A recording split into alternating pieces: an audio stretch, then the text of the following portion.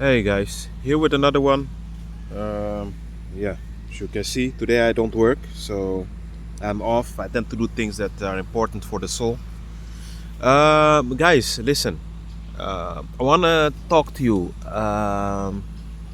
about Christianity and Christians, and this is going to have a little bit of a different take on it than I do usually, because it's also no use to come here to repeat every day the same thing. It will bore you, and I understand, of course. We have to keep it entertaining and informative here. I want to tell you about my personal experiences throughout the years walking, talking, and even eating with Christians and what I saw. And I'm going to keep it fair also, right? Because not everything is negative. First, I want to begin. I had one good guy, a Caribbean guy. He's from Curacao, that's next to Venezuela. They mix with each other, so they tend to be brownish, sometimes light skin, but more brownish. Definitely not dark skin.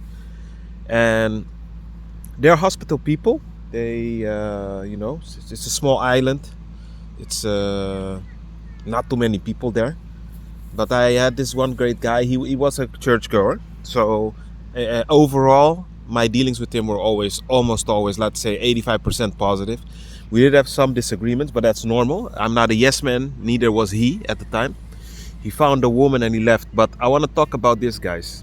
This is a good example. However, I was with this Surinamese quote unquote Christian, and you won't believe it, guys, in the church singing all this hallelujah, all these things. I want to say something also. I'm not gossiping, because if I would say his name, where he lives, where he does, now I'm being evil, and then I will have to repent for that. But I'm talking about if I just say it in a general sense, then I'm not really putting shade, throwing shade at someone, or gossiping. I used to walk with this guy, and believe me, guys, when I tell you that it was all a front in the church, singing his lungs out of his body, putting his hands up, but when you really get to know him, walk with him, he used to be a cab driver, and I used to ride with him just like a friend, because he liked to hang out with me. Now I know why. It was because of my energy. I'm sold. But what I used to notice is that his real life attitude did not concur with how he behaved in the church, guys. And he would get into fights. He had no patience. And to be honest, guys, he doesn't like people. Outside of his wife and children, he doesn't really like me. It's a front in the church. He walks hard, he's arrogant, and he doesn't like people. You can just tell. With me, guys, I'm gonna be honest. I don't have a hatred against these beings, but I tend not to like to be too much around them in big crowds. They tend to get on your nerve. Just this morning, I was declaring, being positive. I entered the metro, and this guy saw I was in front of him. He just speed blitzed by me, giving me a shoulder bump, and then yeah, I'm sorry, man, but that means to say you calculated already. Because if it was something natural and normal, you can just tell when something is done on purpose, to irritate you. So yeah, guys, this is how it goes. This is the way it is, and yeah, guys, I keep telling you, man, the whole time. You have to, you have to, you have to be wise. You have to know how you do the things, and how you operate, and how you discern the spirits on people. And you're being all religious in the church, acting like this great person, but you don't like people. He literally doesn't like people. And I can say still does, because he's a narcissist. It's always me. I captured, I pictured, I peeped that when I was walking with them. Sometimes you don't need to say to people what you saw, what you see. But he was a narcissist, guys. He still is, because a narcissist doesn't change. But in the church, because he's getting attention, listen, when a narcissist gets attention or some kind of validation or praise, they can put a front, because now you're doing what they want. You're feeding them. So everybody can be nice when they're getting the attention they want. You know what I mean? But their true selves come out when you frustrate them or you live with them, because there's only so long you can act. You can't act friendly the whole day if it's not in you.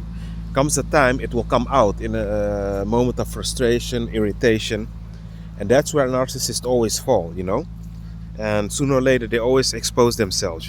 They're not genuine, they're not good people. And how do I know? Not because I'm a narcissist, but I've been having these people in my life in the past, to come to sabotage my growth, my path. And what I wanted to say to you guys is the following, guys. Listen, when you are there in church, pay close attention. Don't be hyper vigilant or paranoid, because people pick up on them. They're gonna think, who's this schizophrenic? Just do it neutral, but just observe your surroundings, guys. You will see that most of them, man, you like you had that film I forgot in the past with that Afro-American woman and that European woman, and the woman's face used to distort the whole time throughout the movie. You can see their true face.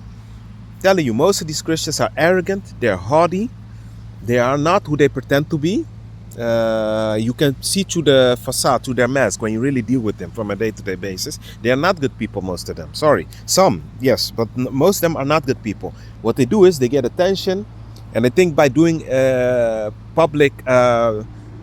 by doing charities publicly, that hey, everyone's gonna see that I'm a good person. But that's not the same person you see outside. You know how many of them I see the church I used to visit, that I see them nowadays outside, and they behave like you can see in their face they're not nice people. It's just this facade, guys. And I'm gonna tell you the truth. Even some soulless beings or some organic portals are even more genuine than Christians. You know why? Because they don't have this fake image to uphold. They show you immediately who they are. They show you their true fuckface. I rather have that. You show me who you are. We don't need to pretend. We need to fake. You don't like me. I don't like you. Okay. And most of them, guys, are hypocrites. They do things that's not okay. I knew one guy who used to masturbate, he used to do all those things, but then say, yeah, Jesus already forgave me. But it doesn't work like that. Yes, Jesus forgave you, but there's a difference between willful sin and slipping up sometimes. If you're doing something willfully, just because you're saying, yeah, but I'm already saved, I don't need to fear him, he's there for me, that's abusing what Christ did for you on the cross, right? And this is manipulative, and that's why I keep telling you, man. For me, I stay away from crowds of people, not because I hate them, because I can see to it, and I cannot act. I cannot fake, and it will only bring awkwardness, because they don't like it that you see past them. Take it from me, guys. One thing that people don't like in a society is you seeing through the facade, through the matrix, through the glitch. If you see through it, it threatens them, their existence. They don't like it. Telling you, man, I'm talking real stuff over here. They hate it, because now every time you're around, it aggravates them, because they know, hey, this guy cannot see, and the fear is that you will tell other people, or you will ignite other people to see what's really going on. So that's why I keep telling you guys most of the times, man, watch the people in your circle. Don't just listen to the words. Do the energy, vibe, that smile. Do it match with each other? Does it match the smile and the vibe you're getting from them? Do their actions and words match? Yeah, guys. So that's what I'm telling you. And also, a week ago, I had a woman, a Christian, telling me, yeah, I like to be alone all the time. But how is that biblical? Look, I'm not telling you to be in large crowds of people. I don't like it myself. But I'm not telling you to be a complete lonely schizoid, never interact with people. That's not what I'm saying. That's why I'm correcting myself now. Some of you may have interpreted wrong. I'm correcting myself. Don't be in large groups of people, letting people in your house, but don't be a loner also. Mingle in sometimes, go some places just to keep your social skills apart and your sanity. Guys, complete isolation, I tell you, can even lead to early death. It's not normal for you to be always alone. You will drive yourself crazy. And Satan will use voices sometimes to mess you over royally. So you have to use discernment with what I'm telling you. I'm not promoting people being lonely schizoids, like some content creators. That's a very dangerous thing to tell people, especially you have some people who maybe struggle with depression or have suicidal thoughts. If you're giving them advice, you're complicit if they do some things to themselves. Keeping it real. But yeah, guys, most of them are like that. That guy I used to walk with from Suriname, he does not like people. And I can see it. He's arrogant, and he's 6'4". He's 250 pounds. And he used to have a short fuse. Now it's a little bit less. But he still won't have no problem decking you in the mouth. Tell me if that is how Jesus would behave. You know what I mean? So guys, you have to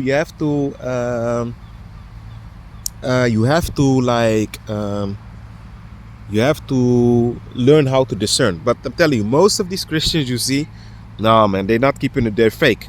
That's why I don't go to church, and that's why they don't like me, because if I come there and they see my face, they know the real deal is there. You guys, you just feel with some people you can't fake. They see right through you, just the first 3 seconds, and they get uncomfortable. They know I can see through their shit face. So yeah, guys, that being said, be at peace.